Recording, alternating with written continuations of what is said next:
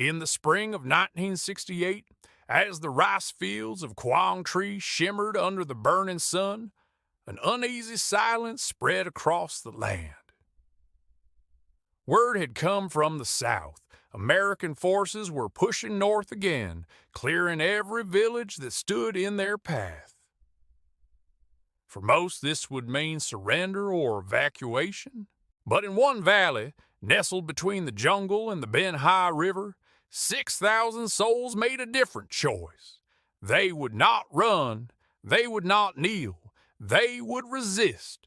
The valley had no name on any map, no military base, no strategic factory, just wooden homes, water buffalo, and the sound of children playing beside the river.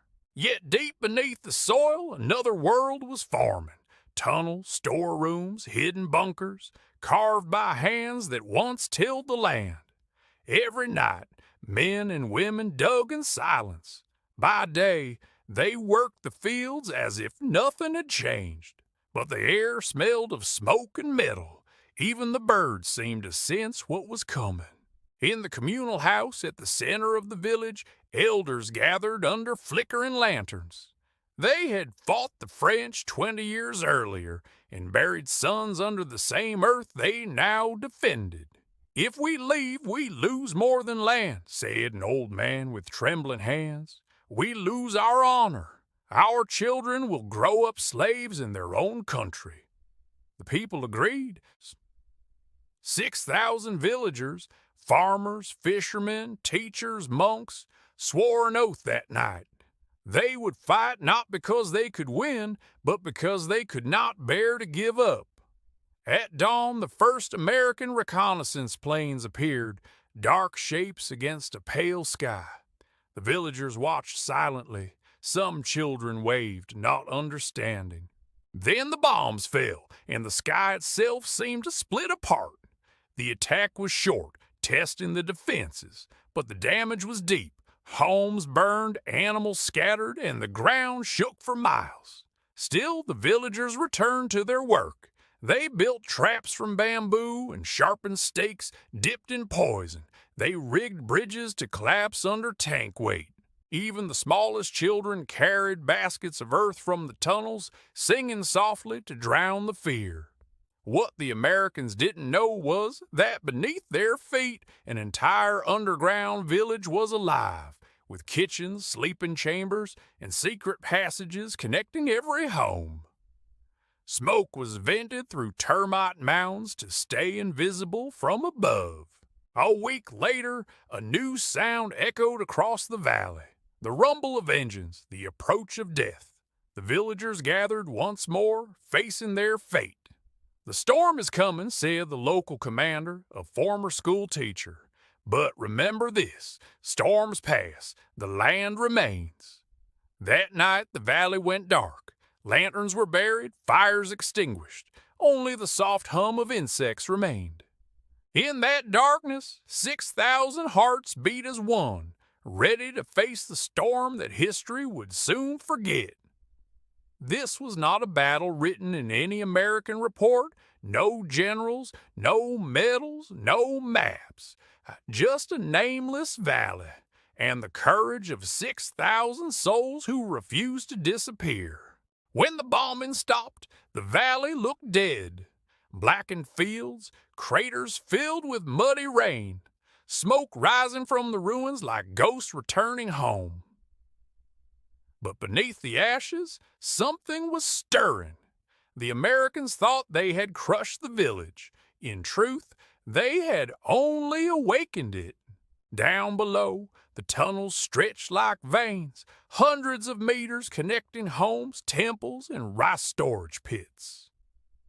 Every path had a purpose, every corner a story.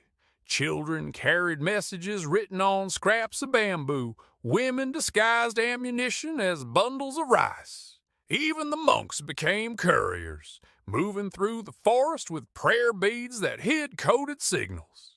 They called themselves the Shadow Farmers. By day they smiled at the sky, pretending to surrender, pretending to fear. By night they vanished into the earth, Inside the tunnels, the air was heavy and wet, a faint smell of smoke mixed with damp soil.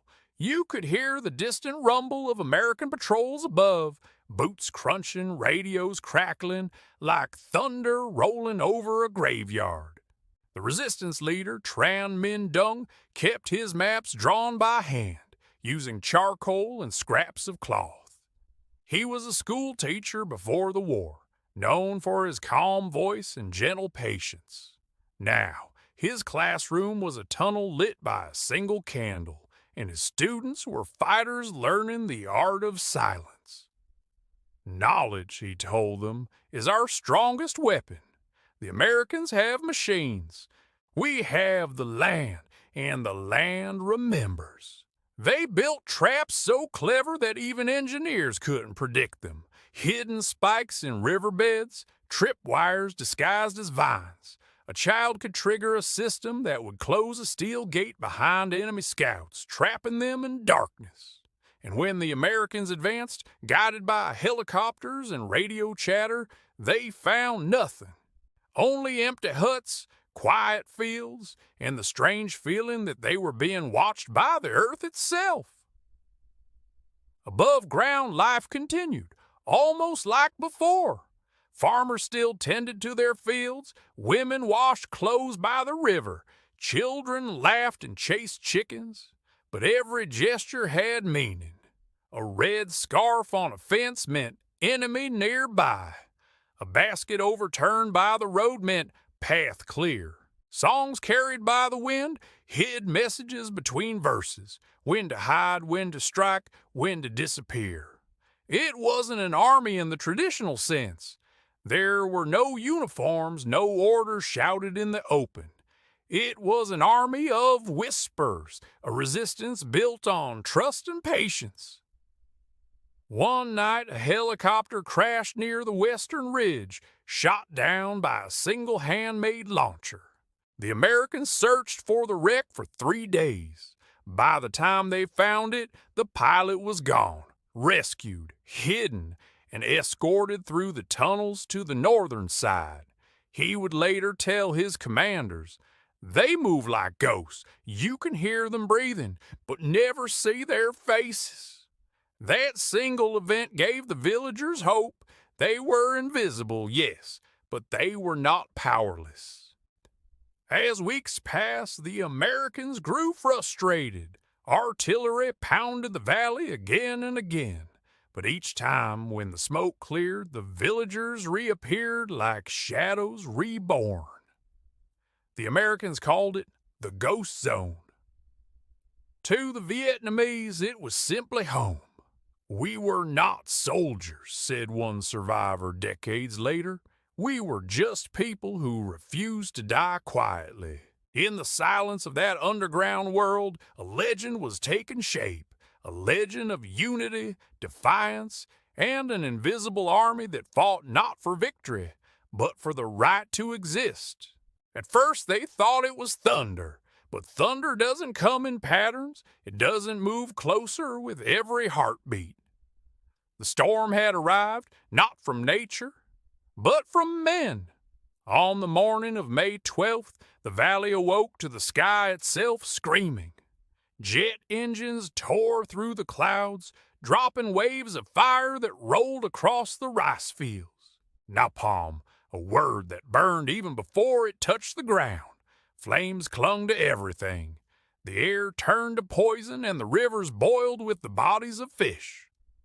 Children covered their faces with wet rags while their mothers whispered prayers they barely remembered.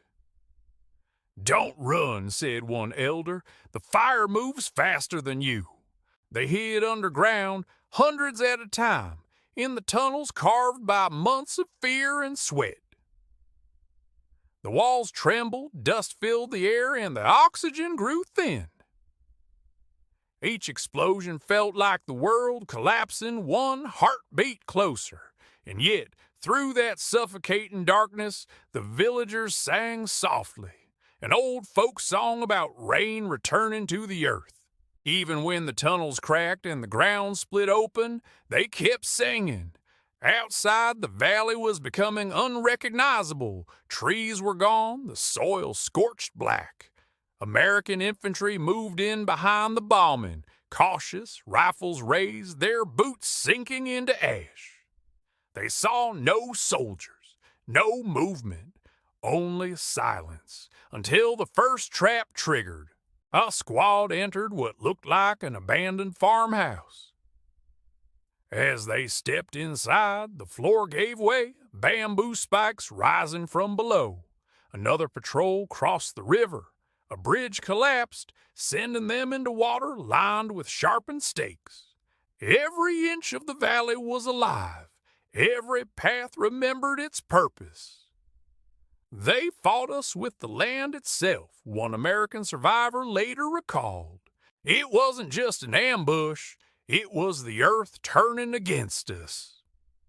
As the battle raged, the villagers emerged from the tunnels at night. They struck fast and vanished faster, hitting supply convoys, cutting radio lines, planting mines under abandoned vehicles.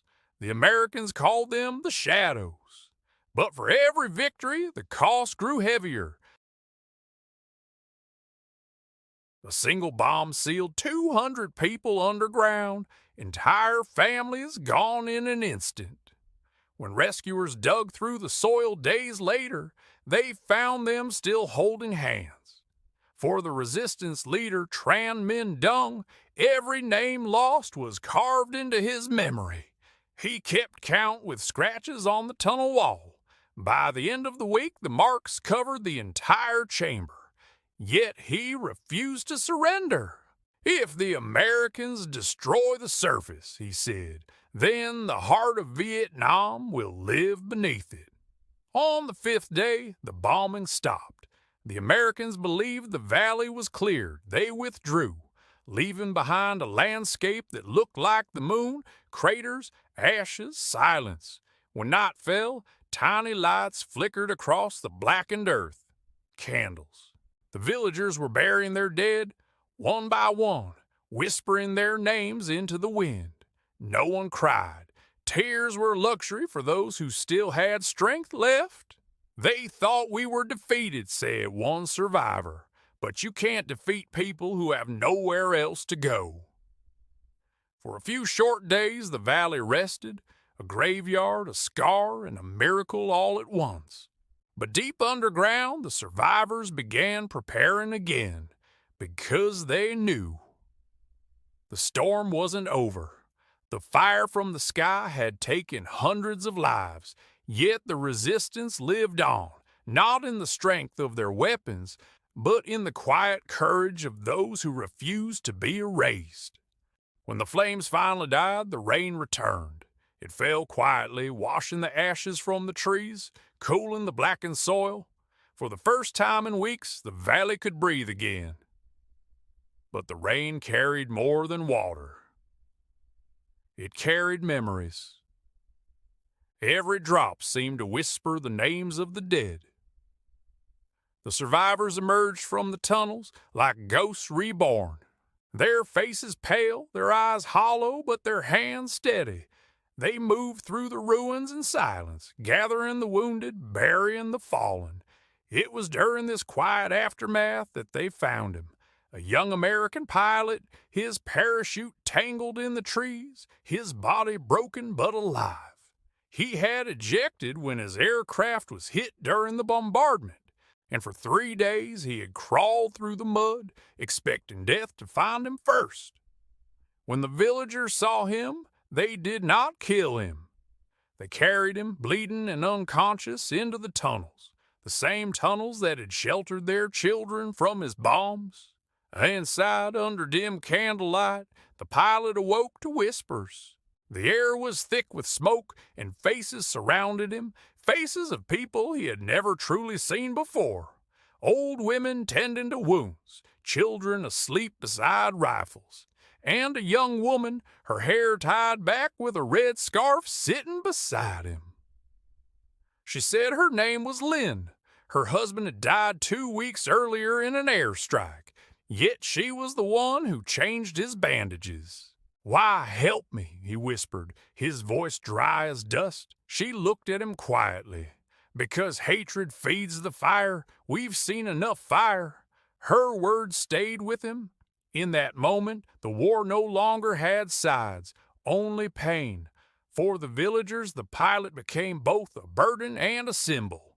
Some wanted to execute him, vengeance for their dead. Others, led by Tran Minh Dung, refused. He is not the one who chose this war, Dung said. Killing him changes nothing. Showing mercy even once changes everything. They fed him rice porridge and treated his wounds, and as days passed, he began to see the war differently, not through the eyes of command briefings and radio orders, but through the quiet resilience of those who lived beneath the ground. He watched as mothers stitched uniforms from torn cloth, as boys no older than 15 carried the wounded through flooded tunnels, and as Lynn lit a single candle each night beside a clay bowl of water, for her husband's spirit to find peace. One night he heard something that shook him to his core. A distant explosion and then the cry of a child. He limped through the tunnels and saw a small girl, no older than 6, covered in dust, crying for her mother. And he realized the bombs that had destroyed his aircraft had destroyed her world too. For the first time he wept, not for his country, not for his mission, but for the truth that war had made monsters of them all. Days later, American patrols approached again. The villagers knew they would have to retreat deeper into the jungle. Before they left, Lynn came to the pilot one last time. She handed him a small wooden charm, a carving of a bird. If you live, she said, remember the people who never had the chance to fly. That night they led him blindfolded through the tunnels and released him near the river. When he was found by U.S. troops 2 days later, he told them nothing of what he had seen.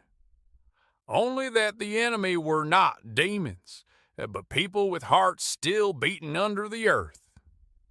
Years later he would write in his memoir, "They spared me when they had no reason to. I bombed their homes and they gave me food. In that darkness they showed me what humanity still means. The valley was not just a battlefield. It was a lesson the world forgot." The Night of Echoes was not a victory or a defeat. It was a moment when enemies looked at each other and saw reflections. The same fear, the same loss, the same desire to survive.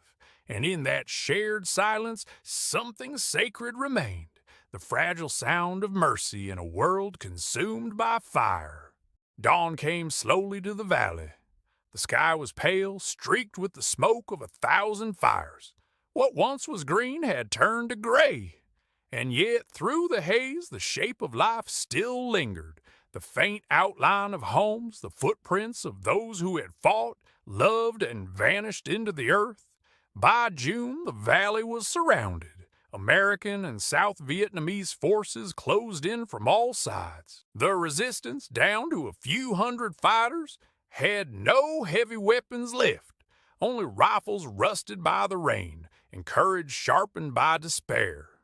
Tran Minh Dung stood at the mouth of the tunnel one last time, staring at the rising sun.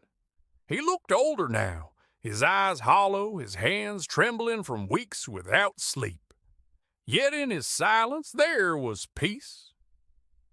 "If we fall today," he told the last defenders, "let it not be for anger, let it be for memory, so that the land knows. We tried." The final assault began before noon. Helicopters swept in low, spraying the tree line with fire. Tanks rolled through what was left of the fields, their tracks crushing the graves that dotted the valley. But every hill, every crater, every shadow fought back. Farmers who once held plows now fired rifles. Women hurled grenades from burned-out huts, and when ammunition ran out, they used stones, spears, even their bare hands. For 3 days the fighting continued, close, brutal, and hopeless. By the end of it, the valley was silent again. Of the 6,000 who had taken the oath months earlier, fewer than 400 remained. But they had done what no one believed possible. They delayed the advance long enough for Northern forces to regroup beyond the river. A delay that changed the pace of the Southern campaign, buying time that would later be called decisive in Hanoi's reports. When the Americans left, they reported no significant enemy presence. The valley didn't even have a name in the archives, just a set of coordinates, marked neutralized. But in Vietnam, stories travel differently. They move from mouth to mouth, from one generation to the next, and so the nameless valley became a legend, not for victory, but for endurance. They thought we fought for land, said one of the last survivors, but we fought for the right to belong to the earth we buried our children in. Years later, the jungle reclaimed everything. Grass grew over the craters, roots split open the old tunnels, and under the shade of bamboo, a small shrine appeared, a single stone with 6,000 names carved into it by local hands. No tourists, no flags, no monuments. Just the sound of the wind through the leaves, whispering the same promise. We are still here. In the end, the resistance of 6,000 souls was not about weapons or victories. It was about the quiet defiance of a people who refused to vanish, about mothers who carried hope through fire, teachers who turned tunnels into classrooms, and the voices that still echo beneath the soil of Vietnam. They were never written into history books, but in the heart of the land, they endure as ashes that gave birth to dawn.